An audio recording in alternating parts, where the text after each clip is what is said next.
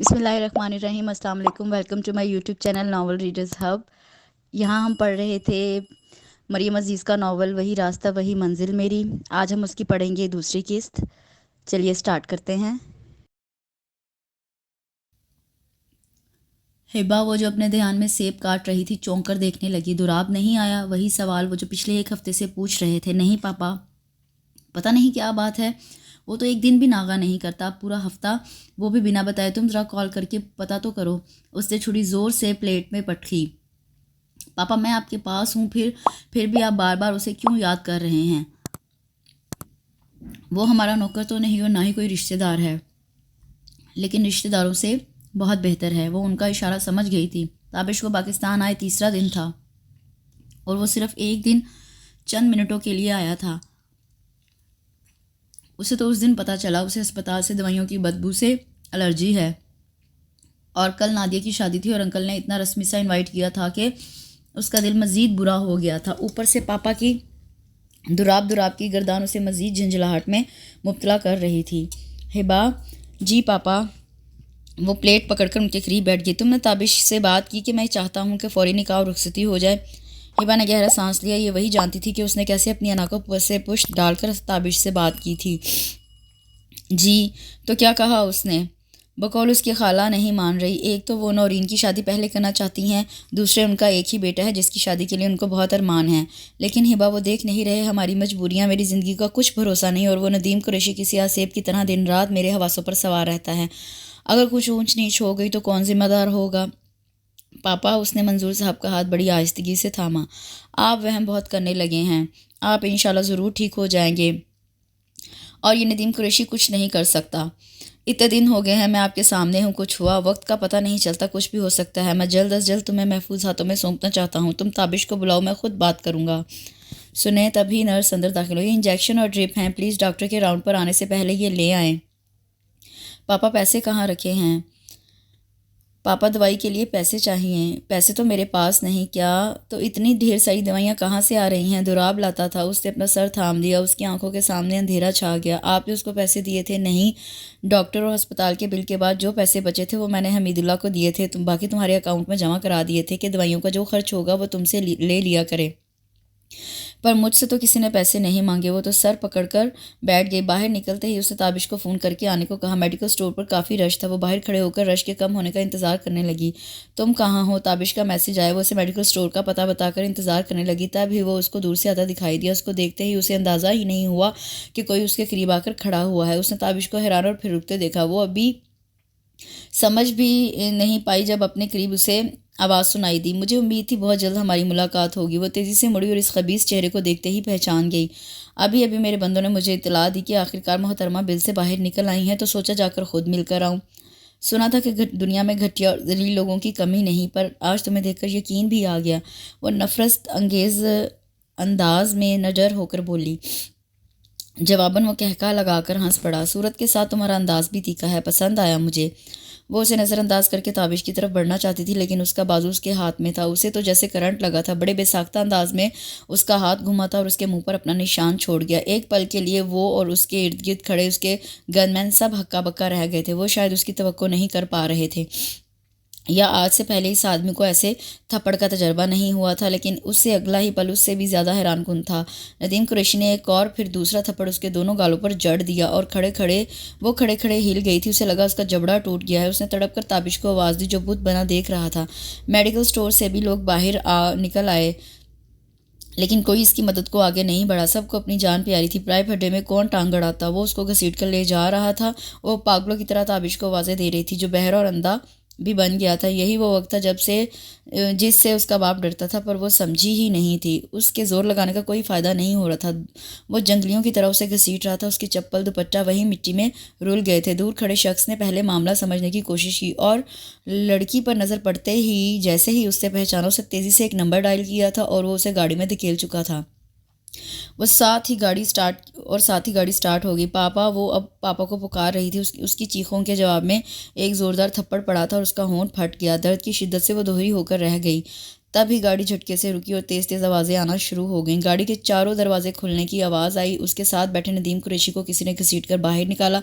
वो देख नहीं सकी, वो सोच रही थी पता नहीं अब क्या होने वाला है। डालो इनको गाड़ी में, थाने में निकलती है सारी गुंडागर्दी।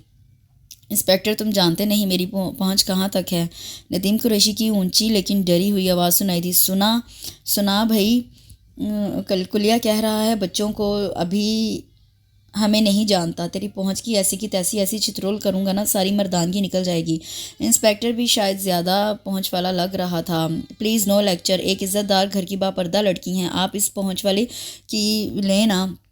किसी ने फोटोग्राफर को रोका था। ये आवाज़। उसने डरते डरते सर उठाया। वो पुश्त किए खड़ा था, लेकिन फिर भी वो उसे पहचान गई थी। रश छटते ही वो मुड़ा तो उसे एहसास हुआ कि वो उसे छुपाने के लिए यूं खड़ा था। जब वो मुड़ा तो उसने उसके चेहरे की तरफ नहीं देखा। वो दूसरी गाड़ी की तरफ मुड़ गया। जब वो वापस आया तो उसके हाथ में एक बड़ी सी चादर थी जो उसने उसकी तरफ बढ़ाई, पर वो यूं ही साकत बैठी रही। तो गहरा सांस लेकर झुका और उसका बाजू पकड़कर उसे बाहर निकाला और चादर को उसके सर पर डालकर पाँव तक उसे ढांप दिया और उसका हाथ पकड़कर चलने लगा। कोई और वक्त होता तो उसके यूं हाथ पकड़ने पर वो शोर मचा देती, लेकिन ये हाथ तो अब रहबर बन गए थे। वो नहीं जानती थी कि उसकी मंजिल अब कहाँ है, लेकिन वो इस वक्त उसकी हमसफ़र बन चुकी थी। वो नंगे पाँव उसके पीछे जलती जा रही थी, मंजिल का तयन किए बगैर। आखिर वो रुका तो वो भी रुकी। जलती ज़मीन ने पैरों को झुलसा दिया, लेकिन ये जलन उसके अंदर की जलन से बेहतर थी जो ज़िंदगी का नासूर बन जाती। उसने एक गाड़ी का दरवाज़ा खोला और उसे अंदर धकेलने के अंदाज में फेंका। उसे ये तो अंदाज़ा हो गया था कि वो गाड़ी की पिछली नशिस्त है, लेकिन वो देख नहीं सकी थी। वो उसे बड़ी सी चादर में पूरी तरह ढांप दी गई थी। अब पता नहीं वो उसे कहाँ ले जा रहा था। सब ठीक हो गया, कोई नुकसान तो नहीं हुआ। ये आवाज़ उसकी नहीं थी, यानी गाड़ी में कोई और भी था। नहीं, अल्लाह का शुक्र है बचत हो गई। इस खबीस पर मुझे काफ़ी दिनों से शक था। रोज़ अंकल को धमकी भरे फ़ोन करता था, पर मुझसे ट्रेप नहीं हो रहा था। आज अगर तुम भी मुझे फ़ोन ना करते और अपने दोस्त को ना लेकर आते तो वो रुक गया था। छोड़ो यार, तुम्हारी इज्जत मेरी इज्जत। मेरा तो यार कुछ नहीं, जो किया अंकल के लिए किया। मैं अंकल को तकलीफ़ नहीं देना चाहता था। ये यकीनन उसे जताया गया था कि वो उसके लिए कुछ नहीं। आज उसे अगर थप्पड़ भी मार लेता तो भी उसे बुरा ना लगता। ये तो मामूली बात थी कि वो उसके लिए कुछ नहीं। गाड़ी रुक गई थी। वो उसकी तरफ का दरवाज़ा खोलकर खड़ा हो गया। तुम अब बाहर निकलोगी, वो बड़े झुंझुलाए हुए अंदाज में कह रहा था। वो भी क्या करती, उसको लग रहा था कि उसके वजूद में जान ही नहीं। उफ, उसने गहरा सांस लेकर उसका बाजू पकड़कर उसे बाहर निकाला और अब की बार चादर खिसकाकर उसके सर और जिस्म को अच्छी तरह ढांपा। और उसका इरादा वापस जाने का था, लेकिन नज़र उसके चेहरे पर पड़ी तो ठहर गई। वो नज़रें झुकाए नीम मुर्दा कैफियत में थी। उसने अपनी जेब से रुमाल निकालकर बड़ी आस्तगी से उसके होंठ से निकलता हुआ खून साफ किया और अब की बार उससे दूर हुआ था। उसने आंसुओं से भरी नज़रें उठाकर उसे देखा। उसके देखने पर उसने नज़रों का जाविया बदल लिया। जाओ, अंकल इंतज़ार कर रहे होंगे। उसने रोते हुए सर नफ़ी में हिलाया। अंकल परेशान हो रहे होंगे। आप भी चलें, वो किसी नन्हे बच्चे की तरह बोली। तुम चलो, मैं आता हूँ। वो उसकी तरफ देखकर धीरे धीरे चलती अंदर की तरफ बढ़ने लगी। अभी तुम्हें फ़र्क नहीं पड़ता तो उसका खून देखकर मरने वाले हो गए थे। फिरोज़ ने उसे तंज करना ज़रूरी समझा। बकवास बंद करो यार, मैं पहले ही बहुत परेशान हूँ। वो वाकई परेशान लग रहा था। परेशानी का हल है तुम्हारे पास, अपने अपने नाम कर लो। वो कोई चीज़ है जिसे अपने नाम कर लूँ? वो मुझे अच्छा नहीं समझती तो उसे बता दो कि तुम कितने अच्छे हो। फिरोज़ को अब भी मजाक सूझ रहा था। अच्छा प्लीज़ ज़्यादा बातें ना करो। इस नदीम कुरैशी का पक्का बंदोबस्त करो। आइंदा ये हिबा के आसपास भी नज़र ना आए, वरना तुम पिट जाओगे मेरे हाथों। कमाल है यार, हिबा तुम्हारी और मेरी कुट। ख्वाम खा लॉ एंड ऑर्डर की अथॉरिटी मैंने ले रखी।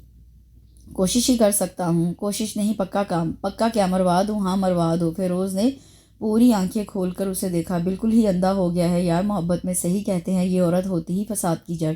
वो अफसोस से सर हिलाते हुए बोला, अगर बक चुके हो तो जाओ। वो कहकर अंदर की तरफ बढ़ गया, जबकि फिरोज़ मुस्कुराते हुए बशीर का नंबर डायल करने लगा। जब तक वो अंदर दाखिल हुआ वो कॉरिडोर तक पहुंची थी। शायद उसे कहीं और भी चोट लगी थी। वो उसके करीब पहुंचकर उसके हम कदम हुआ और फिर रुक कर उसे अंदर जाने का इशारा किया। कहाँ रह गई थी हिबा? उसके कदमों की आहट सुनते ही मंजूर साहब ने बेताबी से बोले और इस पर नज़र पड़ते ही जैसे उनका रंग स्याह से नीला पड़ने लगा। ये क्या हुआ हिबा? उनका लहजा कांप रहा था और अब उसने इशारा किया जिसे वो समझ नहीं सकी और एक बच्ची की तरह सिसकती हुई उनके सीने से लग कर ऊंची आवाज़ में रोने लग गई। कुछ तो बोले हिबा, मेरे दिल में अजीब सा दर्द महसूस हो रहा है। पापा वो नदीम कुरैशी मुझे ज़बरदस्ती लेकर जा रहा था। मैं डरता था, इसी वक्त से डरता था। यही खौफ था। लुट गया, बर्बाद हो गए हम। बर्बाद कर दी उसने मेरी बच्ची की इज्जत। वो एकदम रोने कुर्लाने लगे और साथ ही उनकी सांसें भी उखड़ने लगी। हिबा अपना सदमा भूलकर पापा को संभालने लगी। पापा पापा, दुराब डॉक्टर को बुलाने के लिए भागा। पापा मैं ठीक हूँ, पापा मैं आपके सामने हूँ, रो रो कर कह रही थी, पर उस वक्त कुछ नहीं सुन रहे थे। डर के मारे हिबा के आंसू ठिठर कर रह गए। वो जोर जोर से उन्हें आवाज़ें देने लगी। दुराब डॉक्टर के साथ भागता हुआ अंदर आया। डॉक्टर, पापा बोल नहीं रहे। उसकी हालत इस वक्त बिल्कुल पागलों जैसी थी। आप प्लीज़ बाहर चलें। नहीं, मैं पापा को छोड़कर नहीं जाऊंगी, प्लीज़ आप इन्हें बाहर ले जाएं, नर्स ने अब दुराब से कहा। वो उसे ज़बरदस्ती बाहर ले आया था। वो अपना हाथ छुड़वाकर दीवार से जा लगी, जबकि दुराब दूसरी दीवार से टेक लगाकर खड़ा हो गया। वो खुद परेशान हो गया था। 3 घंटे गुजर गए थे, मंजूर साहब की हालत संभल नहीं रही थी। ताबिश खाला और नौरीन भी आ गए थे। हमीदुल्लाह को उसने इतला कर दी, वो भी पहुंच गए। वो अब तनहा नहीं थी, उसके सब अपने वहाँ मौजूद थे, तो वो वहाँ से चला आया। ताबिश 2-3 मरतबा उसके पास आया था। उसने उससे ये नहीं पूछा कि तुम ठीक हो, ये ज़ख़म कैसे आए। उसके दिलो ज़ुबान पर शक था। कहाँ गई थी, कहाँ लेकर गया था, वापस कैसे आई। उसके पास ये सवाल थे जो, और जवाब में उसके पास एक ही चुप थी। वो सिर्फ अपने बाप की ज़िंदगी के लिए दुआ गो थी। 10 घंटे गुजरने के बाद डॉक्टर ने खुशखबरी दी कि उसके पापा होश में आ गए हैं, लेकिन उनको रूम में शिफ्ट नहीं किया जा रहा। वो उनसे मिलने आई। पापा पापा, दुराब उसकी दूसरी पुकार पर उन्होंने उसका नाम लिया। पापा प्लीज़ मुझसे तो बात करें, दुराब। वो दोबारा भी यही बोले। पापा के मोबाइल से उसने दुराब का नंबर डायल किया और दूसरी बेल पर उसकी हैरान आवाज़ सुनाई दी। मैं हूँ, वो बहुत धीमी और शर्मिंदा आवाज़ में बोली। जवाबन दूसरी तरफ खामोशी छा गई। पापा बार बार आपको याद कर रहे हैं, अगर आप आ जाएं तो आपका बहुत एहसान होगा। उसने भी कुछ कहे बगैर फ़ोन बंद कर दिया और होंठ काटने लगी। अगर वो ना आया तो वो पापा को क्या जवाब देगी। हेबा, मैं कब से तुमसे कुछ पूछ रहा हूँ। अब की बार ताबिश गुस्से से उसके सामने आ खड़ा हुआ। उसके अंदाज पर खामोश खड़े हमीदुल्लाह, खाला और नौरीन ने भी चौंक कर उसे देखा। मेरे पास तुम्हारे किसी सवाल का जवाब नहीं, वो बहुत धीमे लहजे में बोली। जवाब तो तुम्हें देना होगा। एक आदमी तुम्हारी नज़रों के सामने मुझे ले गया और तुम बेगैरतों की तरह तमाशा देखते रहे। ज़बान संभाल कर बात करो। एक लड़की जो चंद घंटे भी घर से बाहर रहकर आए, उसकी इज्जत मशकूक हो जाती है, और बजाय इसके तुम मुझे सफाई दो, तुम मुझे अकड़ दिखा रही हो। एहसान मानो कि हम अभी भी यहाँ खड़े हैं। ये इसकी खाला थी जो मंगनी करते वक्त सदके वाली जा रही थी। ज़ुबान और आंखों से शोले गुलता उसका कज़न था जो बचपन से पसंदीदगी का दावा करता था, और इसकी कज़न जो उसको आइडियल मानती थी, वो उसे नफरत भरी नज़रों से देख रही थी। मैं कितनी दागदार हूँ या कितनी पाकदामन, ये मैं नहीं जानती हूँ, और ये मेरा रब जानता है।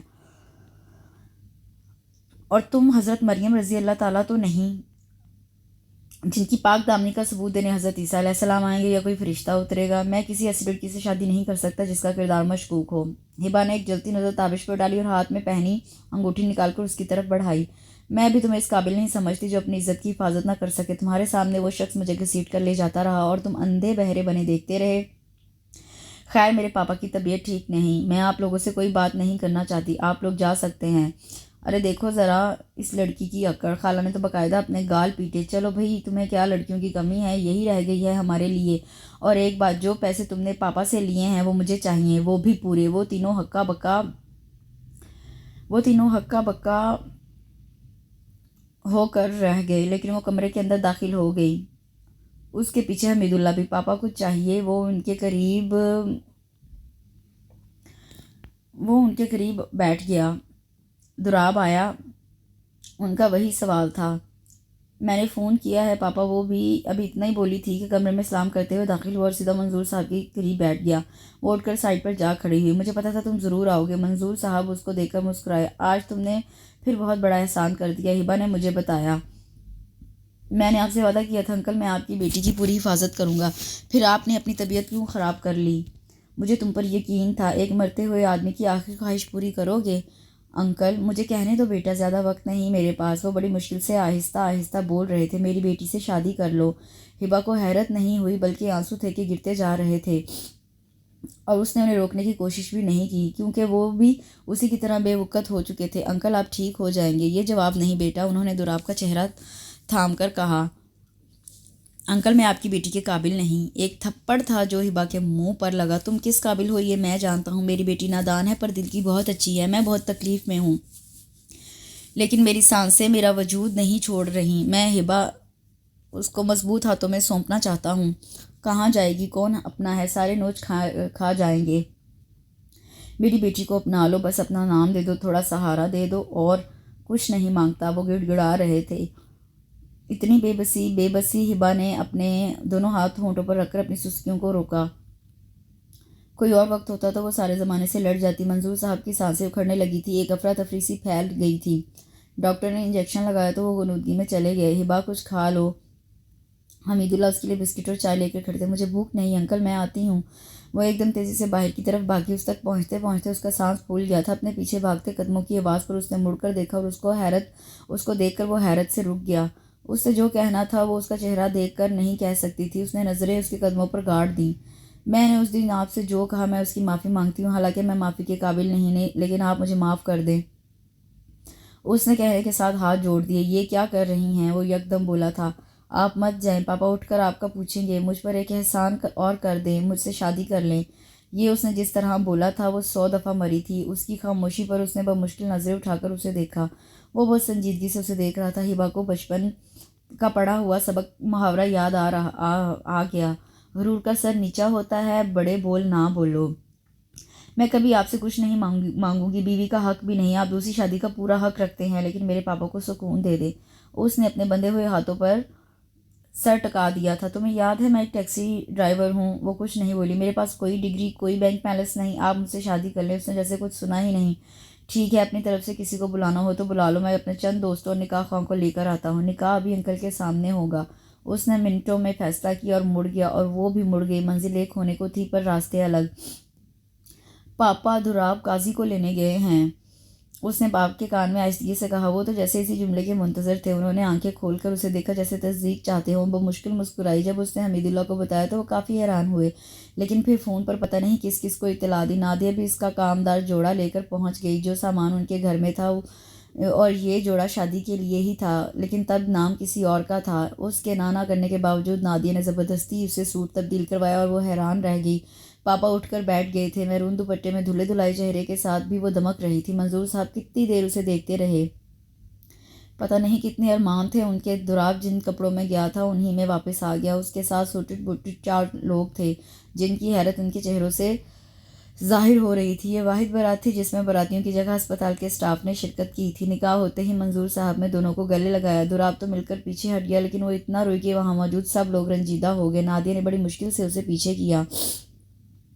दुराब, मेरे बच्चे, तुम फरिश्ता बनकर मेरी ज़िंदगी में आए हो। तुम्हारा एहसान मैं मर कर भी याद रखूँगा। तुम्हारी ये नेकी तुम्हारे काम आएगी। मेरी बच्ची का ख्याल रखना। ये नादान है, जज्बाती है, पर बहुत मोहब्बत करने वाली और नेक है। तुम्हारे हवाले की है मैंने अपनी ज़िंदगी। उन्होंने पास बैठी हिबा का हाथ पकड़कर दुराब के हाथ में पकड़ा दिया। दुराब ने उसकी तरफ देखा जो सर झुकाए रोने में मसरूफ़ थी। हिबा, हमेशा दुराब का ख्याल रखना, क्योंकि तुम्हारा बाप दुराब का एहसानमंद है और तुमको भी रहना है। Please uncle. दुराब ने उन्हें मज़ीद बोलने से रोका। अब तुम जाओ। हिबा ने हैरत से उनको देखा। हमीदुल्ला आज मेरे पास रुकेगा। अब मैं बहुत बेहतर हूँ, बल्कि आज मुझे सुकून मिला है। लगता है सारा दर्द ख़त्म हो गया। नहीं पापा, मैं आपके पास रुकूंगी। वो घबरा कर बोली। अंकल, अगर ये आपके पास रहना चाहती हैं तो इन्हें रहने दे। वो तो पहले से ही उसे छोड़ने पर तैयार था। नहीं बेटा, अब उसका घर है, ये घर वाली है। ये बोलते हुए उनका चेहरा खुशी से दमक रहा था। जाओ हिबा। उन्होंने प्यार से उसे देखा तो वो मज़ीद इनकार नहीं कर सकी। यहाँ वेट करो, मैं थोड़ी देर में आता हूँ। वो अस्पताल के गेट के पास उसे रोक कर किसी को फ़ोन कर रहा था। वो सर झुकाकर बेंच पर बैठ गई। कुछ देर बाद वो इसके पास आया। चलो, उसने कहा और वो चल पड़ी। गेट के बाहर गाड़ी खड़ी थी। उसने पहले उसके लिए गाड़ी का पिछला दरवाज़ा खोला और उसके बैठने के बाद खुद पैसेंजर सीट पर बैठ गई। अस्सलाम वालेकुम भाभी, मैं फ़िरोज़, दुराब का बेस्ट फ्रेंड। इस लिहाज से आपका देवर भी हुआ। मैं निकाह में भी शामिल था, आपने देखा ही होगा। सुबह भी मैं ही आपको लेकर आया था। दरअसल इस गधे ने इतनी एमरजेंसी में फ़ोन किया कि मैं अपनी फैमिली को भी साथ नहीं ला सका। चलें, कोई बात नहीं, वलीमा की तकरीब में सबसे मुलाकात हो जाएगी। वैसे भी अब आना जाना तो लगा रहेगा। कितना बोलते हो तुम? दुराब ने उसे घूर कर टोका। कहाँ छोड़ूं तुम्हें? छोड़ दो कहीं भी, मेरा कौन सा घर है? दुराब के कहने पर अब की बार फ़िरोज़ ने उसे घुरी से नवाजा। बक भी चुको? फ़िरोज़ ने मोड़ काटते हुए पूछा। सीधे चलते रहो। वो भी जगह बताने की बजाय रास्ता बताने लगा, जबकि हिबा गायब दिमागी से बाहर आती जाती गाड़ियों को देखती रही। गाड़ी रुकी तो उसने चौंक कर बाहर देखा। वो कोई दरमियाने इलाके के फ्लैट्स थे। वो बाहर निकल कर खड़ी हो गई, क्योंकि वो दोनों कुछ फासले पर खड़े पता नहीं क्या राजो न्याज कर रहे थे। इन दोनों को अपनी तरफ आता देखकर वो उन पर से नज़रें हटाकर सामने देखने लगी। अच्छा भाभी, इजाज़त दें, आप आराम करें, मैं फिर आऊँगा, और किसी भी चीज़ की ज़रूरत हो तो मुझे फ़ोन कर देना, मैं लेता आऊँगा। वो जाते हुए दुराब के गले लगकर बोला। उसके जाते ही वो फ्लैट्स की तरफ बढ़ने लगा, लिफ्ट का बटन दबाकर उसने मुड़कर देखा तो वो सटपटाकर लिफ्ट की तरफ बढ़ी। लिफ्ट तीसरे फ्लोर की तरफ जा रही थी। वो एक कोने में सर झुकाए खड़ी थी। अजनबियत की दीवार पूरी तरह उनके दरमियान हाल थी। लगता ही नहीं था चंद घंटे पहले वो इतने मजबूत बंधन में बंधे हैं। लिफ्ट खुलते ही वो ऐसे चल पड़ा जैसे उसके साथ कोई और हो ही नहीं। वो उसी तरह सर झुकाए उसके पीछे एक फ्लैट के सामने रुकी जिसका लॉक वो खोल रहा था। वो बहुत कम किसी बात से डरती थी, लेकिन इस वक्त वो बहुत डरी हुई थी। जो कुछ वो उससे कह चुकी थी उसके बाद डरना तो बनता था। अगरचे वो माफ़ी मांग चुकी थी, लेकिन वो उस वक्त मुकम्मल तौर पर उसके रहमो करम पर थी। बैठो, उसको यूं ही खड़ा देखकर दुराब को उससे कहना पड़ा था। उससे कहकर वो साइड पर बने दरवाजे में गायब हो गया। उसके जाते ही उसकी नज़रें घर का जायज़ा लेने लगी। वो फुल फर्निश्ड फ्लैट था। हर चीज़ की कीमत का अंदाज़ा उसकी खूबसूरती को देखकर हो रहा था। अमेरिकन स्टाइल में बना किचन, उसके आगे छोटा सा डाइनिंग एरिया, आगे टीवी लाउंज, सामने दीवार पर इतना बड़ा एलईडी और दाएं जानब 2 दरवाजे थे। एक में वो गया था, पता नहीं वो बेडरूम था या क्या। घर का जायज़ा लेने के बाद पहला सवाल ये उभरा था कि ये शानदार फ्लैट इसका अपना है। अपने ही ख्यालों में उसने गौर ही नहीं किया वो कब से ना सिर्फ कमरे में आ चुका है बल्कि इसके चेहरे के उतार चढ़ाव का जायज़ा भी ले रहा है। जूस, हिबा ने चौंक कर देखा। वो जूस लिए खड़ा था। वो शर्मिंदा होकर सर झुका गई। मुझे भूख नहीं, जानता हूँ, लेकिन ये भूख के लिए नहीं, प्यास के लिए है। वो गिलास टेबल पर रखकर खुद उसके सामने वाले काउच पर बैठ गया। मैं अकेला ही रहा हूँ, इसलिए कोई एक ठिकाना नहीं था। ये फ्लैट फिरोज़ ने अरेंज किया है। हिबा ने गहरा सांस लिया। अब इसे भूल जाना चाहिए कि ज़िंदगी फूलों की सेज बनेगी उसके लिए। मैं जल्द ही किसी मुनासिब जगह पर जो मेरे लिए अफोर्डेबल होगी इंतज़ाम कर लूँगा। और हाँ, मुझे तुमसे ज़रूरी बात भी करनी है। हिबा की धड़कन एकदम तेज़ हुई। क्या कहने वाला था? पिछली बात का ताना देने वाला था या नए रिश्ते के हवाले से कोई डिमांड करने वाला था? लेकिन वो ज़हनी तौर पर इस रिश्ते को अपनाने के लिए तैयार नहीं थी। उसने नज़र उठाकर उसे देखा, लेकिन उससे नज़रें मिला नहीं सकी। मैं जानता हूँ ये निकाह तुमने मजबूरी में और अपने पापा की ख्वाहिश की वजह से किया, वरना मुझ जैसा टैक्सी ड्राइवर गरीब आदमी तुम्हारा स्टैंडर्ड तो नहीं हो सकता था। हिबा के होंठ सख्ती से उसके एक दूसरे में पेवस्त हो गए। और जहाँ तक मेरी बात है तो मेरे लिए भी ये रिश्ता एक मजबूरी है। मैं भी अंकल की वजह से मजबूर हो गया था। उसने गहरा सांस लिया। कहने का मकसद ये है कि हम दोनों ही अपने फैसलों में आज़ाद हैं। ना हमारे रास्ते एक है और ना मंजिल। तुम जब चाहो ये रिश्ता ख़त्म कर सकती हो, मेरी तरफ से कोई प्रॉब्लम नहीं होगी। और जब जब मैं अपनी ज़िंदगी अपने हमसफ़र के साथ शुरू करना चाहूँगा तो यकीनन तुम्हें भी प्रॉब्लम नहीं होगी, क्योंकि ये दिल का रिश्ता तो है नहीं कि दूर जाने पर तकलीफ़ हो। लेकिन अलग होने की सूरत में भी तुम्हें ये जगह छोड़ने की ज़रूरत नहीं, क्योंकि मैं तुम्हारी हिफाजत और ख्याल रखने का ज़िम्मा ले चुका हूँ। बात के अख्ताम पर उसने अपनी बातों का रिएक्शन देखना चाहा, लेकिन झुके सर की वजह से देख नहीं सका। तो दोनों घुटनों पर दबाव डालता वो खड़ा हो गया। तुम थक गई होगी, ये सामने बेडरूम है, तुम जाकर आराम कर लो, तुम्हारा बैग भी अंदर है, हमीद अंकल ने दिया था, कहकर वो खुद सोफ़ा कम बेड पर लेट गया और टीवी ऑन कर दिया, जिसका मतलब था दफ़ा हो जाओ। वो उन्हीं नीची नज़रों से चलती उस कमरे में आ गई जिसकी तरफ उससे इशारा किया था। कमरे में दाखिल होते ही इसकी नज़रों में बेसाख्ता दरो दीवार को सराहा था, लेकिन ये सिर्फ चंद सेकंड के लिए था। अगले ही पल वो हिचकियों के साथ रो रही थी। अपनी शादी के हवाले से उसने कितने ख्वाब देखे थे, लेकिन उनकी ताबीर इतनी भयानक होगी ये तो उसके वहमो गुमान में भी नहीं था। उससे सोचा भी नहीं था कोई उसे अपनाने के बाद कहेगा कि वो सिर्फ एक मजबूरी है। गले पड़ा ढोल जिसे वो बजाने के लिए मजबूर है। उसकी खूबसूरती, तालीम, स्टैंडर्ड कुछ भी तो उसके लिए अहमियत नहीं रखता था। कुछ जो कभी उसके लिए अहमियत नहीं रखता था और आज वही सब कुछ बन बैठा था। ये उसके गुरूर की सज़ा थी या अल्लाह की तरफ से कोई आजमाइश? या आपने मेरे साथ अच्छा नहीं किया पापा। वो बेड पर औंधी लेटी बाप से शिकवा करने लगी। तभी दरवाजे पर दस्तक हुई तो वो यूं उछली जैसे बेड पर स्प्रिंग निकल आए हों। उसने थूक निकलकर दरवाजे को देखा। दूसरी तरफ दरवाजे की दस्तक में शिद्दत थी। वो तेज़ी से मुंह साफ करके उठी। दरवाजे के बाहर वो खड़ा था। उसका चेहरा उसने बगौर देखा और कुछ कहे बगैर वार्डरोब की तरफ बढ़ गया। अंदर से उसने एक बैग निकाला और जाने से पहले उसके करीब रखा। रुका। रोने से मसले हल नहीं होते और ना रोने से मैं बदल जाऊंगा, कहकर उसने ज़ोर से दरवाज़ा बंद किया था। यकीनन वो मुसलसल ना चाहते हुए भी उसे एहसास दिला रही थी कि वो उसके लिए अनचाहा है। बाथरूम में जाकर उसने अच्छी तरह मुंह धोया, कपड़े बदले और लेट गई। वो इतनी थकी हुई थी कि कब आंख लगी पता ही नहीं चला। सुबह उसकी आंख ज़ोरदार दस्तक से खुली थी। दस्तक के साथ हैंडल भी घुमाया जा रहा था। वो तेज़ी से दुपट्टा खुद लेती दरवाजे की तरफ बढ़ी। बाहर दुराब कुछ परेशानी, कुछ गुस्से की हालत में खड़ा था। इतनी देर लगा दी, मैं समझा कहीं खुदकुशी करके अल्लाह को प्यारी तो नहीं हो गई। उसे देखकर वो बोलता हुआ दोबारा मुड़ गया और हिबा खा जाने वाली नज़रों से उसकी पुश्त को घूरा। वो चुप थी, खिलाफी आदत तो ये शख्स तंज ही करता जा रहा था। अब मुझे घूरना बंद करो और तैयार हो जाओ, हमें अंकल से मिलने जाना है। हिबा ने गड़बड़ाकर नज़रों का जाविया बदला। उसे कैसे पता चला कि वो उसे देख रही है? मुंह धोकर उल्टा सीधा ब्रश करके वो बाहर आ गई। वो डाइनिंग टेबल पर कुछ रख रहा था। ऐसे जाओगी? वो अब नाकिदाना अंदाज में उसके हुलिये का जायज़ा लिया। मेरा दिल नहीं चाह रहा कपड़े चेंज करने को। बाज़ दफ़ा इंसान को बहुत सी चीज़ें ऐसी करनी पड़ जाती हैं जिन पर उसका दिल नहीं मान रहा होता। जैसे कि मैंने किस दिल से तुमसे निकाह किया है ये मैं ही जानता हूँ। कहने के साथ उसने टोस्ट पर जैम लगाना शुरू कर दिया और हिबा का दिमाग बिल्कुल उलट गया। कल से 10 दफ़ा आप मुझ पर एहसान जता चुके हैं। अगर इतनी तकलीफ थी तो नहीं करनी थी मुझसे शादी। नाश्ता कर लो, उसके कहने पर ऐसा जवाब, उसे रोना ही आ गया। नहीं करना मुझे, मर्जी है तुम्हारी। वो कहकर मज़े से खाने में मसरूफ़ हो गया जबकि उसकी आंतें कुलहुला पड़ रही थीं। वो दिल ही दिल में उसे कोसती कितनी बार चोर नज़रों से चाय के कप और ऑमलेट को देख चुकी थी जिसकी मज़ेदार खुशबू उसकी भूख को मज़ीद बढ़ा रही थी। खुद पर जबर करना अच्छी बात नहीं। खा लो, मैं कुछ नहीं कहता। वो ज़ेरे लब मुस्कुराता हुआ बोला।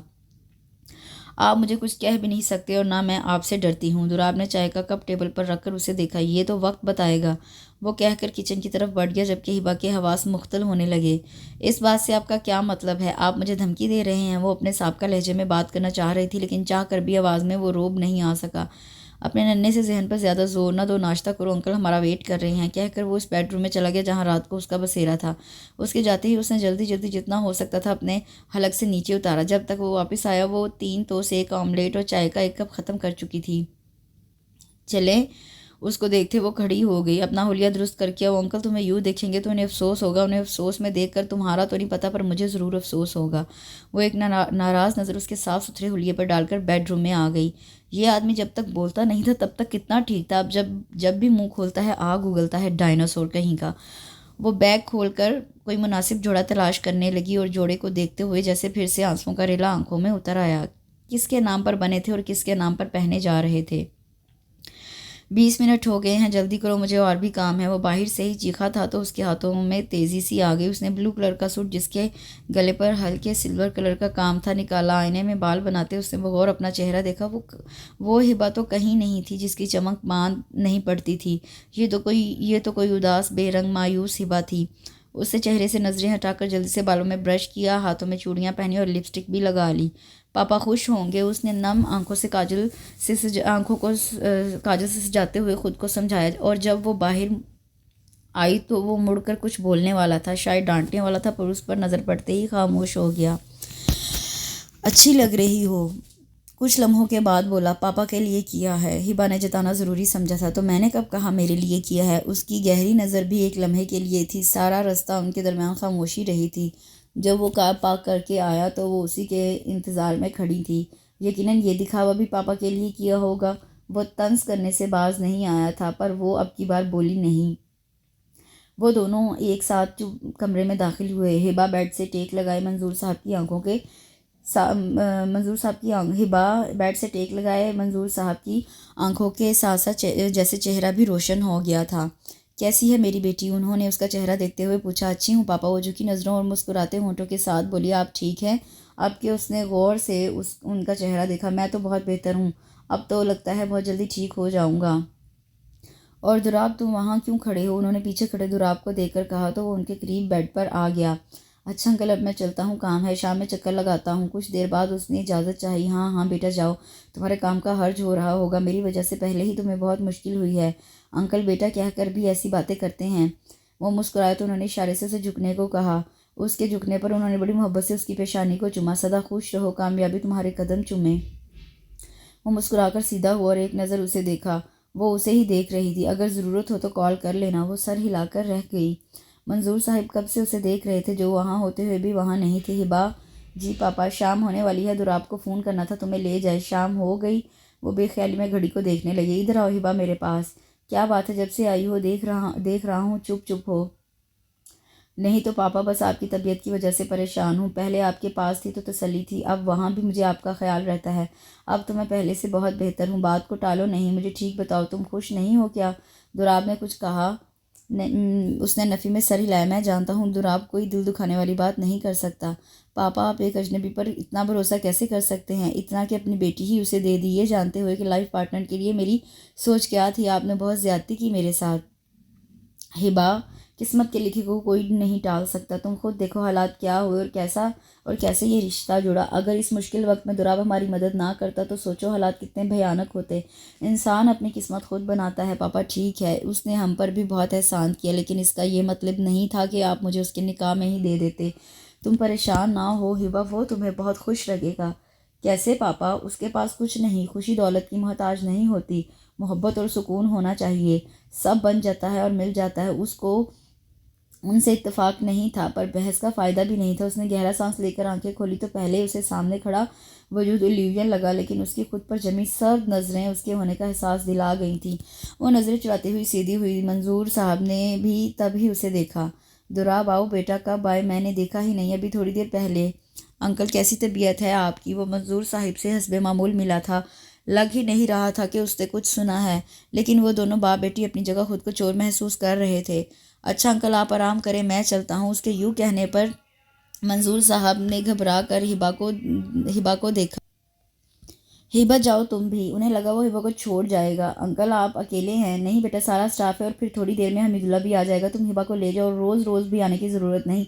जब तुम्हें टाइम मिले तब हिबा को ले आना। मैं अब बेहतर हूँ। हिबा ने अपने बाप का चेहरा देखा। उसका बाप डर गया था। कितने मजबूर हो जाते हैं बाप बेटियों की किस्मतों के आगे। गाड़ी में बैठते ही उसे अंदाज़ा हो गया कि उसका मुंह ठीक नहीं। आखिर वो बोल ही पड़ा, काफ़ी मटीरियलिस्टिक हो तुम। क्या मतलब? तुम्हारे नज़दीक अच्छी ज़िंदगी सिर्फ रुपया पैसा है? अच्छा इंसान, अच्छा किरदार, अच्छी सोच की इनकी कोई हैसियत नहीं तुम्हारे नज़दीक? हिबा ने दबी दबी सांस खारिज की तो वो सुन चुका था। अच्छी ज़िंदगी गुजारने और उसे हासिल करने की चाह करने का हर इंसान को हक है, और मेरे नज़दीक दौलत ही सब कुछ है। अगर ऐसा है तो फिर तुम्हें नदीम कुरैशी से शादी कर लेनी चाहिए थी। उसके पास तुम्हारी मतलूबा चीज़ थी, मोहब्बत और शराफत के सिवा। हिबा को उससे इस जवाब की उम्मीद नहीं थी, इसलिए कितनी देर लाजवाब होकर उसका चेहरा देखती रही। आप एक बदजुबान और बददिमाग इंसान है, वो हंसी होकर बोली। तो वो इस्तेहज़ाइया अंदाज में मुस्कुराया। और मेरे ख्याल में तुम इंतहाई बदतमीज़ खुद पसंद लड़की हो, जिसको मैं करने के अलावा और कुछ नहीं आता। हालांकि अब जिससे जैसे भी तुम्हारी शादी हुई है, तुम्हें मान लेना चाहिए कि ये तुम्हारी किस्मत है, बहुत बुरी किस्मत। वो जहरखुंद अंदाज में बोली। चलो यही समझ लो तुम बदकिस्मत हो। आगे वो कौन सा काम था? ये उनकी शादी के दूसरे दिन की रोमांटिक गुफ्तगू थी। दोनों ने बाकी रास्ता एक दूसरे से बात नहीं की। लिफ्ट से फ्लैट तक का सफ़र उसने बड़े ज़ब्त से तय किया। अंदर दाखिल होते ही वो बेडरूम में जाकर बेड पर औंधे मुंह गिरकर खुलकर रोई थी। ये हमेशा चुप रहने मुस्कुराने वाला बंदा इतनी कड़वी बातें भी कर सकता है, उसे अंदाज़ा तक न था। दरवाजे पर लगातार दस्तक हो रही थी, उसके सिवा कौन हो सकता था, पर वह टस से मस नहीं हुई। दुराब अब झुंझलाहट का शिकार हो रहा था। उसने हैंडल घुमाया। सामने का मंजर उसकी तवक्को के ऐन मुताबिक था। हिबा, उसने बेड के करीब जाकर उसे आवाज़ दी तो हिचकियाँ लेते वजूद में मज़ीद तेज़ी आ गई। दुराब ने गहरा सांस लिया। उठो, खाना खा लो। देखो अब अगर तुम ना उठी तो मजबूरन मुझे तुम्हें उठाकर ले जाना पड़ेगा। वो हिली तक नहीं थी। दुराब ने उसका बाजू थामा ही था कि वो तड़प कर सीधी हुई। उसका चेहरा देखकर दुराब ने बेसाख्ता होंठ भींच लिए। मैंने ऐसा क्या कह दिया कि जो तुमने रो रो कर अपना ये हाल कर लिया? हिबा ने गुस्से और नाराज़ी से पूरी आंखें खोलकर उसे देखा। अभी कुछ बाकी रह गया है? मुझे आज तक कभी किसी ने इतना नहीं डांटा, और आपने तो मेरी इतनी इंसल्ट की है। मुझे बददिमाग, बदतमीज़, दौलत की भूखी और पता नहीं क्या क्या कहा है। उसके शिकवे पर दुराब ने बड़ी मुश्किल से अपनी मुस्कुराहट को होंठों पर आने से रोका। और जो तुमने मुझे इतना कुछ कहा, मेरा स्टैंडर्ड नहीं, मैं तुम्हारा आइडियल नहीं, मैं तुम्हारी बुरी किस्मत हूँ, ऐसा कहकर तुम मुझे फूलों के हार पहना रही थी। अब की बार वो बोलने की बजाय तेज़ी से पलकें झपकने लगी। मैं जैसा हूँ मुझे पता है और मैं मुतमईन हूँ। मुझे बुरा ये लगा कि तुम अंकल को परेशान कर रही थी। देखा नहीं वो कितने बेहतर लग रहे थे, और तुम्हारे रोने से वो परेशान हो गए थे। वो मेरे पापा हैं, मैं उनसे ना कहूँ तो किससे कहूँ? और कौन है मेरा? दुराब ने गौर से उसका चेहरा देखा। देखो हिबा, ये बात मैं तुम्हें पहले भी क्लियर कर चुका हूँ, आज आखिरी बार फिर से बता रहा हूँ। तुम पाबंद नहीं हो। तुम जैसा आइडियल, दौलत वाला, वट एवर जैसा भी चाहती हो, जब भी तुम्हें लगे तुम्हें मिल गया, तुम जा सकती हो। मैं कभी तुम्हारे रास्ते में नहीं आऊँगा। तुम जानती हो मैंने ये निकाह अंकल और तुम्हारे कहने पर किया। तुम जब चाहो अपना रास्ता अलग कर सकती हो, मैं रुकावट नहीं बनूंगा। और अगर उससे पहले मैं अपनी नई ज़िंदगी शुरू करना चाहूँ तो यकीनन तुम्हें भी कोई एतराज़ नहीं होगा। हम यहाँ अच्छे दोस्तों की तरह रहेंगे। बेशक हमें लोगों के सामने हस्बैंड वाइफ की तरह एक्ट करना पड़े। हिबा बहुत ध्यान से उसे देख और सुन रही थी। उसे अंदाज़ा हो रहा था वो बहुत अच्छा बोलता है और बहुत अच्छा दिखता है। कुछ देर पहले वाली राय यकसर जहन की स्लेट से गायब हो गई थी। और अगर तुम्हें लगे हम अच्छे दोस्त हैं तो मुझसे बातें शेयर कर सकती हो। वो खड़ा हो गया। हिबा ने सर उठाकर उसे देखा। उसकी हाइट भी ज़बरदस्त थी। चलो अब खाना खा लो, मैंने खुद बनाया। हालांकि सोचा था तुम्हारे आने से कम खाना तो पका पकाया मिलेगा। मुझसे खाना नहीं बनता, कोई मेड रख लें। पापा के घर तो उज़्मा खाना बनाने आती थी। वो बेख्याली में रवानी से बोली। मेरी आमदनी इतनी नहीं कि नौकर अफोर्ड कर सकूं। दुराब ने फिर वही बातें शुरू कर दी थी जो उसका मूड ख़राब कर जाती थी, पर आज उसने इतना बुरा नहीं लगा। दुराब उसके चेहरे के उतार चढ़ाव देख रहा था। मैं जॉब कर सकती हूँ, आपकी हेल्प हो जाएगी। वैसे भी हमारी वजह से आप पर काफ़ी बोझ पड़ गया है। तुम मेरे लिए ये बोझ नहीं हो, दुराब ने उसकी आंखों में देख कर कहा तो वो कितनी ही देर उस पर नज़रें हटा ना सकी। खाना खाने के बाद वो सुस्ती से जाकर काउच पर लेट गई और टीवी ऑन कर लिया, जबकि दुराब बर्तन उठाकर ना सिर्फ रख कर आया बल्कि धो कर भी आया। जब वापस आया तो वो सो रही थी, एक हाथ सीने पर रखे दूसरा हाथ फर्श पर गिरा था। दुराब ने एक नज़र उसे देखा और फिर चलता हुआ उसके करीब बैठ गया। ज़्यादा रोने से उसका चेहरे का रंग गुलाबी हो गया था। गोरा और गुलाबी रंग मिलकर अजीब बहार दिखा रहे थे, पर वो सर झटक कर मुस्कुरा दिया और उसका दूसरा हाथ भी उठाकर सीने पर रख दिया। लाइट ऑफ करके नाइट बल्ब जलाकर वो बेडरूम में आ गया। उसे खुद शदीद नींद आ रही थी और कल उसे काम पर भी जल्दी जाना था। सुबह वो तैयार होकर बाहर आया तो वो भी उठ चुकी थी। सॉरी, तुम सो गई थी, मैंने तुम्हें जगाया नहीं, वो शर्ट की आस्तीनें फोल्ड करते हुए बोला। नहीं, मैं यहाँ आराम से थी, आपको परेशानी होती होगी, आप बेड पर सोया करें, मैं यहाँ ठीक हूँ। उससे कोई जवाब नहीं दिया। वो बड़े मसरूफ़ और माहिराना अंदाज में ऑमलेट के लिए प्याज, मिर्ची और टमाटर काट रहा था। दूसरे चूल्हे पर उसने चाय का पानी रखा था। लाए मैं बना दूँ? बेइंतहा शर्मिंदा होते हुए हिबा ने उसके पीछे आकर कहा। नहीं, इसकी ज़रूरत नहीं, वैसे भी मैं अपना हर काम खुद करने का आदी हूँ। ऑमलेट की खुशबू पूरे किचन में फैल गई। टोस्ट भी वो सेंक चुका था। उससे पहले कि वो सब चीज़ें ट्रे में रखकर टेबल से जाता, वो जल्दी से सब चीज़ें लेकर टेबल पर रख आई। दुराब ने एक नज़र उस पर डाली और कंधे झुकाकर फ्रिज से मक्खन निकाल कर लाया और कुर्सी पर बैठ गया और उसको देखने लगा जो खामोश खड़ी थी। क्या हुआ, नाश्ता नहीं करना? उसकी सवालिया नज़रों के जवाब में वो मुरवतन भी नहीं कह सकी, क्योंकि उसे सख्त भूख लगी थी। वो बड़ा झिझक कर खा रही थी, जबकि उसके बरक्स वो बड़ी तेज़ी से नाश्ता ख़त्म कर रहा था। तभी टेबल पर रखे उसके मोबाइल की बिप बज उठी। उसने उसी मसरूफ़ अंदाज में स्क्रीन पर नज़र डाली और जल्दी से टिश्यू से हाथ साफ करके फ़ोन ऑन किया। हाँ, बस निकल रहा था। तुम बताओ पहले कहाँ जाना है, पुलिस स्टेशन या कोर्ट? और मुंह की तरफ जाता तो उसके हाथ में ही रह गया। वो मुंह खुले से देखने लगी, जो अब फ़ोन लेकर कमरे में चला गया। कोर्ट, पुलिस स्टेशन, क्या ये कोई क्रिमिनल है? तो इसने वापस प्लेट में रख दिया। वो तेज़ी से बाहर आया। तुम खुद चली जाना, मैं आज शायद शाम को ना आ सकूं, अंकल को फ़ोन कर दूंगा। आप कहाँ जा रहे हैं? ये सवाल बड़ा बेसाख्ता था। वो उसी बेसाख्ता अंदाज में वो मुड़ा था।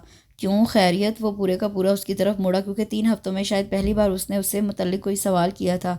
आप पुलिस स्टेशन का कह रहे थे ना, क्यों जाना है? दुराब ने गौर से उसका चेहरा देखा, जो मशकूक अंदाज में उसे देख रही थी। दरअसल मैं स्ट्रीट क्राइम में मुलव्वस हूँ, एक मर्डर कर चुका हूँ, तो पुलिस स्टेशन आता जाता रहता हूँ। हिबा के चेहरे का रंग बिल्कुल जर्द पड़ गया। आप मजाक कर रहे हैं? लो, मजाक वाली क्या बात है? ये नहीं करूँगा तो ज़रूरतें कैसे पूरी करूँगा? वो इतना संजीदा था कि हिबा को उस पर सच का गुमान हुआ और दुराब का इरादा उसे मज़ीद तंग करने का था, लेकिन उसकी हालत ऐसी थी कि मज़ीद 5 मिनटों में वो बेहोश हो सकती थी। वो चलता हुआ उसके करीब गया और दोनों हाथों से उसका चेहरा थाम लिया।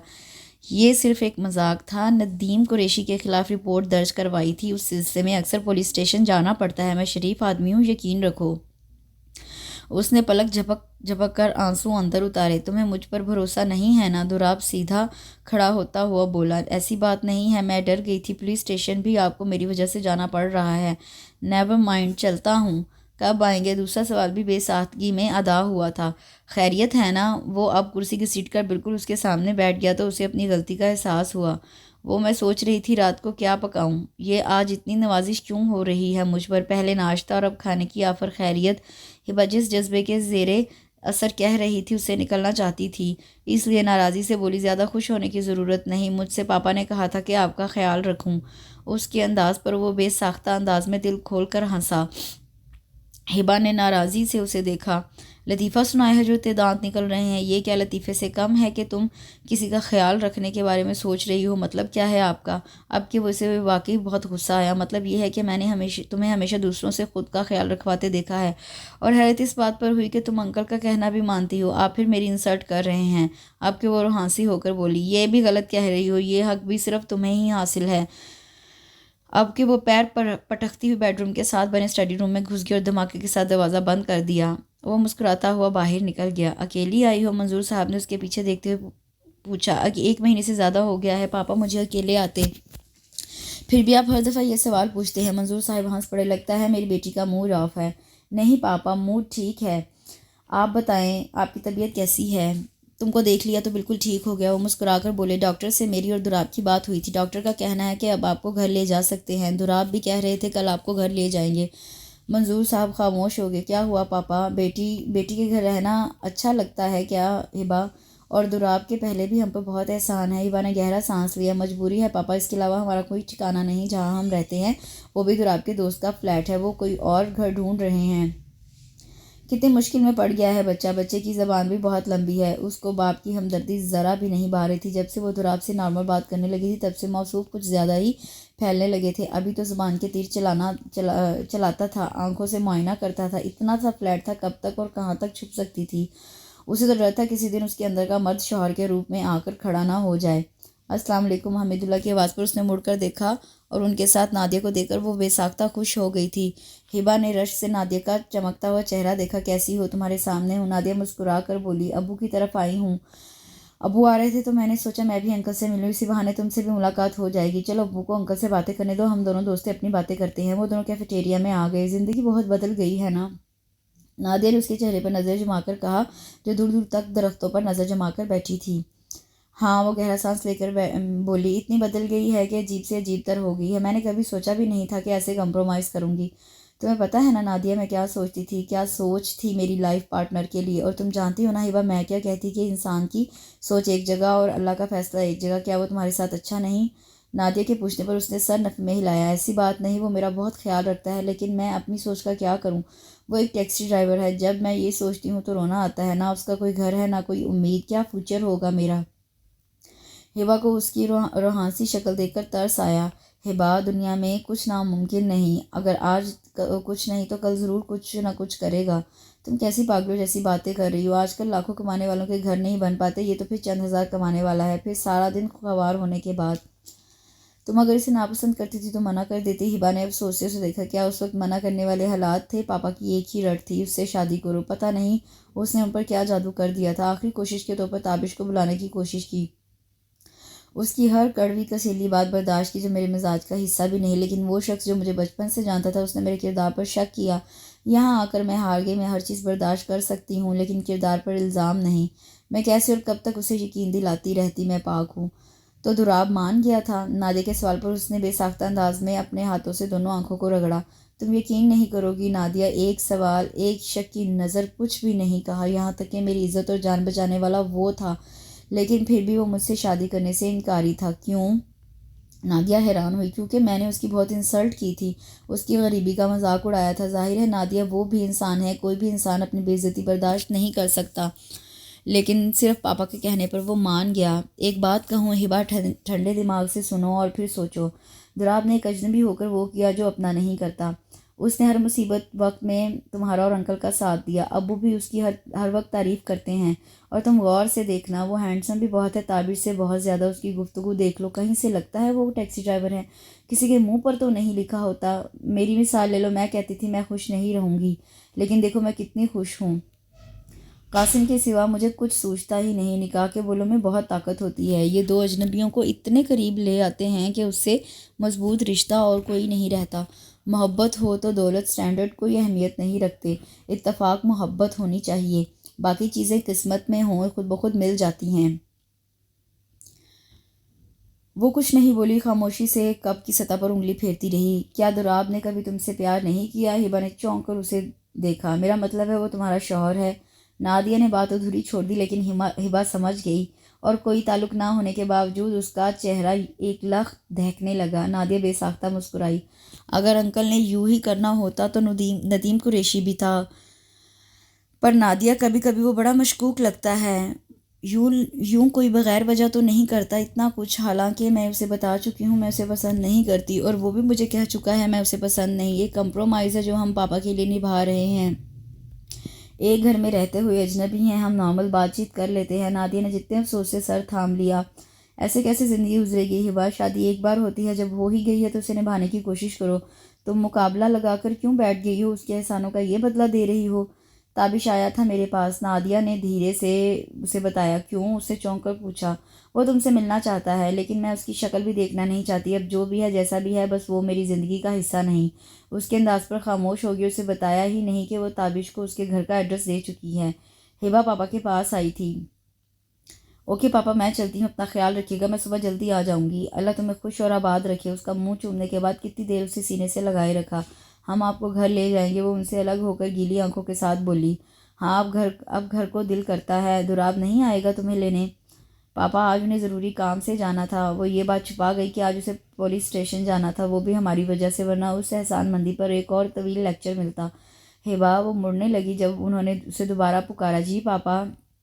वो दोबारा उनके करीब बैठ गई। तुम खुश हो ना? वो बहुत गौर से उसका चेहरा देख रहे थे। जी।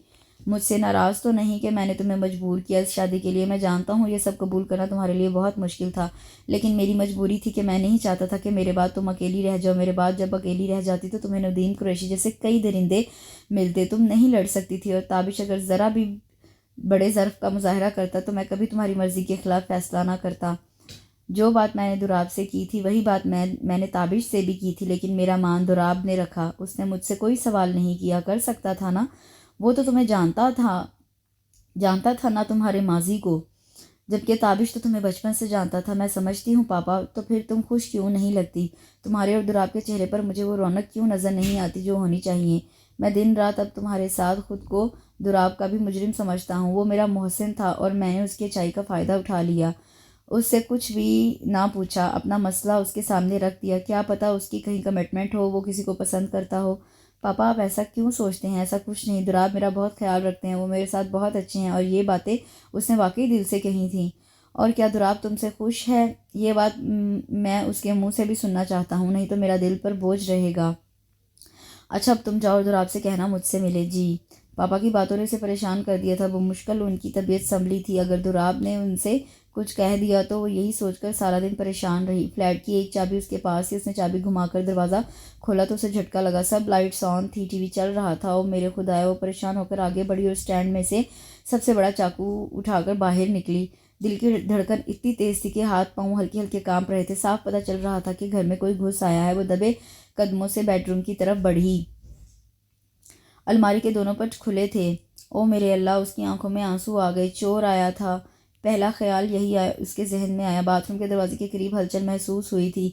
वो एकदम दीवार से जा लगी और चाकू को मजबूती से थाम लिया। ये अलग बात है कि उसके हाथ कांप रहे थे। बाथरूम का दरवाज़ा खुला, साथ ही उसका हाथ हरकत में आया, लेकिन दूसरी तरफ शायद कोई उससे भी ज़्यादा अलर्ट था। उसने ना सिर्फ उसका चाकू वाला हाथ अपनी गिरफ्त में लिया, बल्कि उसकी कमर में हाथ डालकर उसे मजबूती से जकड़ लिया। सब कुछ इतनी अचानक और तेज़ी से हुआ कि वो कोई मुज़ाहमत भी ना किए बगैर हक्का बक्का उसका चेहरा देखने लगी। पहली बार उसने उसे इतने करीब और गौर से देखा था। वो शायद शावर लेकर निकला था, कंधों पर तौलिया लटका था। अच्छा, तो मेरे कत्ल के लिए ये तरीका सोचा गया है। उसके चेहरे पर से नज़र हटाकर उसने उसका चाकू वाला हाथ मज़ीद ऊंचा किया। वो कभी भी किसी सिचुएशन में इतनी नर्वस नहीं हुई थी जितनी अब हो रही थी। एक तो उसकी इंतहाई गुर्बत, दूसरा कत्ल का इल्ज़ाम। वो बोलने की कोशिश में हक्कला कर रह गई। नहीं, मैं तो ये वो अपनी मखसूस मुस्कुराहट के साथ मज़ीद उसके चेहरे की तरफ झुका। प्लीज़ आप मुझे छोड़ें। पता नहीं उसकी गुर्बत ने उसे इतना नर्वस क्यों कर दिया था कि वो बात नहीं कर पा रही थी। नहीं, पहले जवाब दो। क्या पता मैं तुम्हें छोड़ दूँ और तुम चाकू सीधा मेरे पेट में घुसा दो। वो उसके सीने पर हाथ मारकर उसे धकेलना भी नहीं चाहती थी, क्योंकि वो शर्ट के बगैर था। उसे कुछ और समझ नहीं आया तो उसने रोना शुरू कर दिया। दुराब की मुस्कुराहट सुकड़ गई। होंठ भींच के उसने उसकी कमर के गिर्द से बाजू हटाने के साथ उसका बाजू भी छोड़ दिया। सॉरी, मैं मजाक कर रहा था, वो संजीदगी से कहता हुआ बेडरूम में चला गया। और उसके यूं छोड़कर जाने पर न जाने कि उसे अच्छा नहीं लगा था। चंद मिनटों बाद जब वो वापस आया तो टी शर्ट के साथ बाल भी सेट हो चुके थे। वो अभी तक वहीं खड़ी थी। वो एक नज़र से देखकर किचन की तरफ मुड़ गया। हिबा ने दीदा नज़रों से उसे देखकर फिर धीरे धीरे चलती डाइनिंग टेबल के पास खड़ी हो गई। मैं जब घर आई तो सब लाइटें ऑन थी, जबकि मैं बंद करके गई थी, और आप भी इतनी जल्दी नहीं आते। मैं समझी घर में कोई घुस आया है। तो तुम्हें लगा कि तुम चाकू से उसे डरा लोगी? वो शरारती अंदाज में बोलता हो उसकी तरफ मुड़ा, चाय का मग उसकी तरफ बढ़ाया। तुम रोई क्यों थी? वो कब था मैं पूछ रहा था, और उसका जवाब तो वो खुद भी नहीं जानती थी। बोलो। उसने अभी कब का सिरा नहीं छोड़ा था। मैं डरती थी। हिबा की नज़रें बेसाख्ता उठी थी और उसका यूं देखना उसके सवाल का जवाब दे गया था। उसने मसनूई मुस्कुराहट के साथ कप छोड़ दिया और काउच पर बैठकर टीवी ऑन कर लिया और वो कितनी देर यूं ही खड़ी रही। आ जाओ हिबा, डरना तो मुझे तुमसे चाहिए और डर तुम रही हो। उसने गर्दन मोड़कर उसे देखा तो उतनी देर में वो खुद को काफ़ी हद तक संभाल चुकी थी। मग लेकर उससे कुछ फासले पर बैठ गई।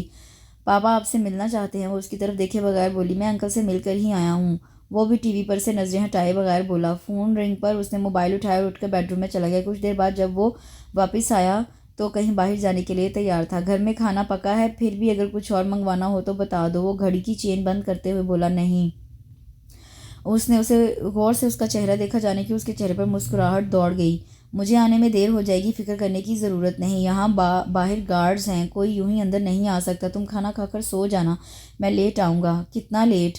वो दरवाज़ा खोलते हुए रुका। तुम कहो तो जाता नहीं। बात ऐसी तो ना थी, पर एक सनसनी सी उसके सारे वजूद में दौड़ गई। आप जाएं, मुझे पता था तुम मुझे नहीं रोकोगी। दुराब की मुस्कुराहट गहरी थी। ओके, अल्लाह हाफिज़। वो दरवाज़ा बंद करके निकल गया। वो कितनी ही देर बेमकसद टीवी देखती रही, यहाँ तक कि आंखें नींद से बोझल होने लगी। रात का 1 बज रहा था। एक दफ़ा तो उसने सोचा फ़ोन करके पूछ ले, लेकिन फिर वो खुद ही उस ख्याल को झटक दिया और कुशन सोफे पर रखकर लेट गई। इतनी रात को वो कहाँ और किसके साथ होगा, ये आखिरी ख्याल था। उसके बाद शायद उसकी आंख लगी। आंख तब खुली जब दुराब उसको आवाज़ देने के लिए के साथ साथ कंधे से भी हिला रहा था। वो घबरा कर तेज़ी से उठी और सवालिया नज़रों से उसे देखने लगी। तुम मुंह हाथ धो लो, हमें जाना है। वो बहुत संजीदा लग रहा था। कहाँ जाना है? वो अब भी नींद में थी। बताता हूँ, तुम जल्दी से तैयार हो जाओ। वो जल्दी से मुंह हाथ धोकर बालों में उल्टा सीधा ब्रश करके बाहर आ गई। दुराब ने उसके कपड़ों को देखकर टोकना चाहा, लेकिन फिर सर झटक कर बाहर निकल गया। वो भी तकरीबन भागते हुए उसके पीछे आई। नीचे उसका दोस्त फिरोज़ गाड़ी में उनका मुंतज़िर था। वह मुंह बंद किए मुसलसल इन दोनों को देख रही थी, जो बेहद संजीदा थे।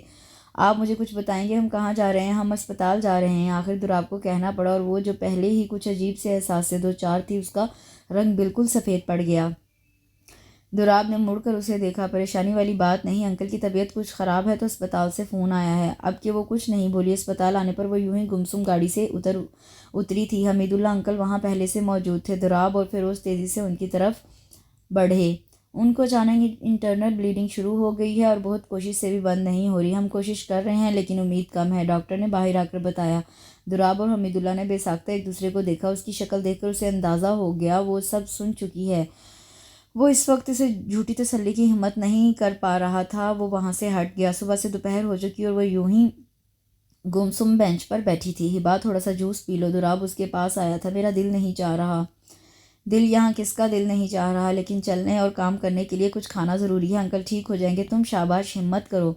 उसने कहकर जूस का ग्लास उसके होंठों से लगाया। 3 घूंट लेने के बाद उसने ग्लास हटा दिया। उसने ट्रे रख कर बेंच से टेक लगाकर आंखें बंद कर ली। हिबा ने गर्दन मोड़कर उसे देखा। आपने कुछ खाया? हूँ, उसने यूं ही आंखें बंद किए जवाब दिया, लेकिन उसके चेहरे की थकन से अंदाज़ा हो रहा था कि उसने भी कुछ नहीं खाया। आप पापा से मिले थे, उन्होंने आपसे कुछ कहा था? वो बहुत खुश थे। मैंने उनसे कहा था मैं उन्हें कल घर ले चलूँगा और बस यही कहा कि तुम्हारा बहुत ख्याल रखूँ। तो आपने क्या कहा? यही कि मैंने हिबा की जिम्मेदारी ली है तो उसे ज़रूर निभाऊंगा, आपको कभी शिकायत का मौका नहीं मिलेगा। वो दोनों ही कितनी देर खामोश बैठे रहे। फिर दोबारा हिबा बोली, पापा ठीक हो जाएंगे ना? दुराब ने एक नज़र उस पर से नज़रें हटा ली। डॉक्टर कोशिश कर रहे हैं और अगर वो ठीक ना हुए तो? उसके होंठ कांप रहे थे। दुराब ने बेसाख्ता नज़रें चुराई। उसने डॉक्टर नर्स को भागते देखा। वो दोनों घबराकर आईसीयू की तरफ बढ़े। मंजूर साहब की सारी चादर खून से भरी थी। रास्ता दे, नर्स के साथ 3 डॉक्टर्स और अंदर दाखिल हुए। डॉक्टर के बाहर आते ही सबकी नज़र डॉक्टर पर ठहर गई। I am sorry. डॉक्टर के 3 लफ्ज़ उनको बताने के लिए काफ़ी थे कि क्या हो गया है। दुराब की नज़रें हिबा की तरफ उठी थी, जिसे सकता हो गया था। सब रो रहे थे सिवाय इसके। सबसे पहले नादिया ने उसे गले लगाया और साथ लगते ही वो उसके बाजुओं में झूल गई। वो हमीद अंकल के घर थी। बस वो और खाला की फैमिली रह गई थी। दुराब ने सुबह से उसका चेहरा नहीं देखा था और पता नहीं क्यों उसे लगता था कि वो उसे टूटा हुआ नहीं देख सकता। दुराब भाई हूँ, नादिया के पुकारने पर उससे अपनी जलती हुई आंखों को खोला। आपके लिए कुछ खाने को लाऊं? नहीं, आप थोड़ा आराम कर लेते, कल रात से जाग रहे हैं। नादिया को उसकी लाल आंखें, मुरझाया हुआ चेहरा देखकर तरस आया। हूँ, हिबा ठीक है? नहीं, ना कुछ खाती है और ना रोती है। आप मिलने एक बार उसको बोली तो नहीं, पर मुझे लगता है वो आपको ढूंढ रही थी। दुराब ने गहरा सांस लिया और खड़ा हो गया। वो कमरे में आए तो उसके इर्द गिर्द उसकी खाला, उसकी कज़न और नादिया की बहनें थीं और दूसरे कोने में ताबिश और हमीदुल्ला अंकल खड़े थे। वो सब आहिस्ता आहिस्ता बातें कर रहे थे, जबकि वो एक टुक छत को देख रही थी। उसके अंदर दाखिल होने पर सबसे पहले हमीदुल्लाह अंकल ने देखा था। आओ दुराब छत की तरफ देखती उसकी नज़रें बेसाख्ता दरवाजे की तरफ उठ गई थीं। वो बस उसकी तरफ देखती जा रही थी, यहाँ तक कि पहले उसकी आंखें नम हुईं और फिर उनसे आंसू कतरा कतरा गिरने लगे। उसने बेसाख्ता हाथ दुराब की तरफ बढ़ाया। वो तेज़ी से आगे बढ़ा और उसका हाथ थामकर उसके करीब बैठ गया और बहुत आहिस्तगी से उसके गालों पर गिरते आंसू साफ किए। बस इतना एहसास और वो उसके सीने से लगकर बिलक उठी। गैरों की भीड़ में बस वही एक अपना लगा था। वो क्यों भूल गई वो अकेली बेसहारा नहीं। पापा उसको मजबूत हाथों में सौंप कर गए हैं। ताबिश ने एक नागवार नज़र दोनों पर डाली और कमरे से बाहर निकल गया। 2 माह गुजर गए थे, लेकिन ऐसा लगता था जैसे कल की बात हो। कितनी हैरत की बात है ना, उससे पहले कभी उसने दुराब की परवाह नहीं की। ध्यान तो अब भी नहीं रखती थी, वो ही उसकी परवाह करता था, लेकिन अब उसे उसका इंतज़ार रहता था। उसके दरमियान जो नोक झोंक रहती थी वो भी ख़त्म हो गई थी। अजीब सी खामोशी थी, ऐसी खामोशी जो हिलाकर रख देती थी। हर पल ये खौफ कि अभी वो उससे कहेगा कि वो जो कमिटमेंट थी वो तो ख़त्म हुई, अब तुम आज़ाद हो। तो वो क्या आज़ादी से डरती थी? वो उस लिए उसका सामना नहीं करती थी तो वो क्यों उससे कतरा रहा था? क्या वो उससे कहने में हिचकिचा रहा था? हाँ, उसमें भी मुरव्वत बहुत थी। उसने गहरा सांस लेकर सोचा, अस्सलाम वालेकुम। वो अपने ख्यालों में इतनी मगन थी कि उसने दरवाज़ा खुलने की आवाज़ सुनी ही नहीं। क्या हो रहा था? कुछ नहीं, टीवी देख रही थी। उसके कहने पर उसने स्क्रीन की तरफ देखा जहाँ रेस्लिंग लगी हुई थी। दुराब के होंठों पर मुस्कुराहट आ गई। रेसलिंग पसंद है तुम्हें? हिबा ने चौंक कर स्क्रीन की तरफ देखा और 2 गेंडे की जिसामत वाले आदमियों को आपस में गुत्थम गुत्था देखकर वो अच्छी खासी शर्मिंदा हुई। मैं ये नहीं देख रही थी। उसने चैनल बदल दिया। अगला उससे भी ज़्यादा शर्मिंदा कर देने वाला था। अंग्रेज़ी मूवी का रोमांटिक सीन चल रहा था। अच्छा, तो ये देख रही थी? दुराब को उसकी शक्ल देखकर मज़ा आया था। हिबा ने टीवी बंद कर दिया। चाय बनाऊं? अपनी झींप मिटाने के लिए वो फ़ौरन खड़ी हुई। नहीं, हम बाहर चल रहे हैं। आज खाना बाहर खाएंगे और शॉपिंग भी। मैंने खाना बनाया है लेकिन मेरा मूड नहीं है। आज हम बाहर खाते हैं। जल्दी से तैयार हो जाओ। मैं तैयार ही हूँ। उसने हाथों से कपड़ों की सिलवटें दूर करने की कोशिश की। तुम्हारे पास और कोई कपड़े नहीं? टोटल 4 सूट हैं जिनके रंग और डिज़ाइन तक मुझे याद हो गए हैं। हमें साथ रहते 3 माह 20 घंटे और 18 सेकंड हो चुके हैं, पर तुमने कभी कोई अच्छा सूट पहनकर मेकअप कर कर मुझे वेलकम नहीं किया। हिबा तो इसके हिसाब किताब पर हैरत के मारे कितनी देर उसका चेहरा देखती रही। मैं आती हूँ। वो तेज़ी से पलटी थी। अलमारी खोलकर उसने अपनी तरफ से बेहतरीन सूट का इंतखाब किया था। शीशे के आगे लिपस्टिक लगाते हुए उसके होंठ खुद ब खुद मुस्कुरा रहे थे। उसने बालों को ब्रश किया, एक तनकीदी नज़र खुद पर डाली और बाहर आ गई। वो उसी के इंतज़ार में था। गुड। इतनी तैयारी के बाद ये लव, सिर्फ ये लफ्ज़, वो जी भरकर बदमज़ा हुई और ऐसे तासुरात उसके चेहरे पर भी साफ दिखाई दे रहे थे। अपनी मुस्कुराहट छुपाने के लिए दुराब को झुककर चाबी उठानी पड़ी। चलो। उसको रुका देखकर वो बोला तो वो मुंह बनाती उसके पीछे चल पड़ी। वो लिफ्ट खुलने के इंतज़ार में खड़े थे जब सामने फ्लैट का दरवाज़ा खुला। अरे लेडी किलर! वो दोनों एक साथ मुड़े थे। सलमा आंटी कैसी हैं आप? मैं तो ठीक हूँ। अंकल कैसे हैं? वो उसे अंकल की बातें सुनाने लगी। काफ़ी बातूनी खातून लगती थी। तब ही उन्होंने हिबा की मौजूदगी को महसूस किया तो उनकी ज़ुबान को ब्रेक लगे। ये प्रीटी गर्ल कौन है? कोई गर्लफ्रेंड? उनके कहने पर दुराब ने दिल खोल कर कहा लगाया, जबकि हिबा ने खा जाने वाली नज़रों से दुराब को देखा। अरे नहीं आंटी, ये मिसेज़ है मेरी। उन्होंने गौर से उसे देखा। बड़ी प्यारी है। उन्होंने आगे बढ़कर उसे प्यार किया। बहुत सी लड़कियों के दिल टूट गए होंगे। आज फ़िरोज़ से कहा अपनी गाड़ी मुझे दे दो, हमें कैंडल लाइट डिनर के लिए बाहर जाना है। वो खामोश रही थी। गाड़ी एक बड़े रेस्टोरेंट के आगे रुकी। अंदर चलें या बाहर ही बैठें? वैसे तो बाहर का मौसम भी काफ़ी अच्छा है। दुराब ने ओपन एयर में बैठते लोगों पर नज़र डालकर कहा तो हिबा ने सरसरी सी नज़र सामने डाली जहाँ एक टेबल पर चंद लड़कियाँ बैठी दुराब को देख रही थी और उनकी नज़रें हिबा के होंठ भींच गए। तब ही वो उसकी नज़र ताबिश पर पड़ी जो वहाँ एक लड़की के साथ मौजूद था और उसकी नज़रें भी उन पर थीं, यानी इसने उनको देख लिया था। अंदर चलते हैं। हिबा ने जैसे दुराब की मुश्किल आसान कर दी थी। कुर्सी पर बैठे ही दुराब में सुकून का सांस लिया। देखो तुमने क्या खाना है? वो कार्ड पर नज़रें दौड़ाता हुआ बोला, जबकि वो बड़े गौर से उस लेडी किलर को देख रही थी। वो वाकई इतना हैंडसम था कि लड़कियां उसे मुड़कर देखें, लेकिन उसे इतना बुरा क्यों लग रहा था? दुराब ने नज़रें उठाकर उसे देखा और फिर चौंक गया। क्या हुआ? ज़्यादा भूख लग रही है? वो मुस्कुराकर बोला, फिर कहकहा लगाकर हंस पड़ा। मुझे ऐसे देख रही हो जैसे कच्चा चबा जाओगी। क्या है हिबा, इतनी नाराज़ी से क्यों देख रही हो? आखिर उसे अपनी मुस्कुराहट को समेट कर पूछना पड़ा। आप मुझे साफ बताएं, आपकी कितनी गर्लफ्रेंड्स थीं? तौबा, उसने मेन्यू कार्ड पर टेबल पर रखा। तुम मजाक को भी इतना सीरियस ले लेती हो। फिर उन आंटी ने क्यों कहा, वो मुझे चिढ़ा रही थी। हिबा बस और यार, अगर मेरी कोई गर्लफ्रेंड कैसे हो सकती है? मैं ठहरा गरीब बंदा। शक्ल अच्छी होने से क्या होता है? आजकल लड़कियां अमीर आदमियों को पसंद करती हैं जो उन्हें ऐश करवा सके। अपनी मिसाल ले लो, तुम्हें भी तो अमीर लड़का चाहिए था, चाहे वो तुम्हारे साथ ना मुखलिस होता ना मेरी तरह तुम्हारा ख्याल रखता। तुम्हें भी तो कदर नहीं है ना, क्योंकि मेरे पास दौलत नहीं, आला डिग्री नहीं, मामूली टैक्सी ड्राइवर हूँ और मैं तो यहाँ ना अफोर्ड भी नहीं कर सकता। तुम्हारी खुशी के लिए आया हूँ, तुम्हें पसंद है ना? और अगर तुम्हारी शादी ताबिश से हुई होती तो वो तुम्हारी हर ज़रूरियात पूरी कर सकता था। हिबा उसका चेहरा देखती जा रही थी। उसने आंखें झपककर बहुत कोशिश की आंसू बाहर ना आए, लेकिन वो जब्त ना कर सकी। सच कड़वा होता है और उसने ये सब दुराब से कहा था। और अब जब वो ये सब बातें उसे लौटा रहा था तो उसके दिल पर तीर की तरह लग रही थी। वो एकदम कुर्सी धकेल कर उठी। उसे पता नहीं था कि इर्द गिर्द लोग उसे देख रहे हैं। वो तेज़ तेज़ चलती जा रही थी। आंसुओं ने उसका चेहरा भिगो दिया था। बाहर निकलते हुए वो अंदर आते ताबीज़ से बुरी तरह टकराई थी और वो उसे यूं देखकर बेहद हैरान हुआ था। हिबा ने उसे देखा पर यूं जैसे पहचानती ना हो और तेज़ी से उसके करीब से गुजर गई। दुराब को बिल्कुल भी उसके इतने शदीद रिएक्शन का अंदाज़ा नहीं था। वो भी उसके पीछे भागा था। उसको भागते देखकर हिबा के पीछे जाता ताबिश बेख्तियार रुका था। हिबा, उसने एकदम उसका बाजू थामकर उसका रुख अपनी तरफ किया। हिबा, ये क्या हरकत है? छोड़े मुझे, बहुत बुरी हूँ मैं, पता है मुझे। आप मुझे छोड़ना चाहते हैं, साफ क्यों नहीं कहते? ऐसे घुमा फिरा कर तंज क्यों करते हैं? इतनी इंसल्ट करने का आपको कोई हक नहीं।